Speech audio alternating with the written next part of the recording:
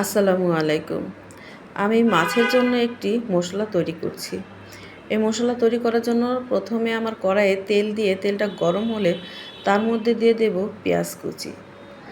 যতখান পরিমাণ পেঁয়াজ কুচি দেব তার অর্ধেক পরিমাণ দিয়ে দেব রসুন কুচি। তারপর দিয়ে দেব তেজপাতা।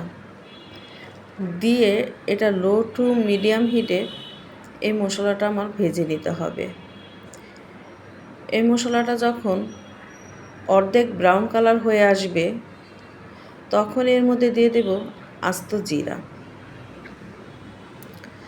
আস্ত জিরা দিয়ে দেওয়ার পর এটা পুরোপুরি ব্রাউন কালার করে নিয়ে ভাজতে হবে। ভাজতে ভাজতে যখন মুচমুচে হয়ে যাবে এবং পুরোপুরি গোল্ডেন কালার হয়ে যাবে তখন এটা নামিয়ে নিতে হবে। নামিয়ে শিলপাটায় বেটে নিতে হবে। এই মশলাটাকে আমাদের দেশে বলে ছাগ বাটা। এই মশলাটা আপনি যে কোনো মাছ সবজি দিয়ে রান্না করে নামানোর কিছুক্ষণ আগে একটুখানি দিয়ে দিলে মাছের স্বাদটা দ্বিগুণ বেড়ে যায়। আবার বেশি পরিমাণে দিলেও ভালো লাগবে না, পরিমাণ মতো দিতে হবে। কেমন লাগলো আমার এই ভিডিওটি? যদি ভালো লেগে থাকে তাহলে লাইক কমেন্ট শেয়ার করে দেবেন এবং আমার চ্যানেলটা সাবস্ক্রাইব করে দেবেন। ধন্যবাদ সবাইকে। আল্লাহ হাফেজ।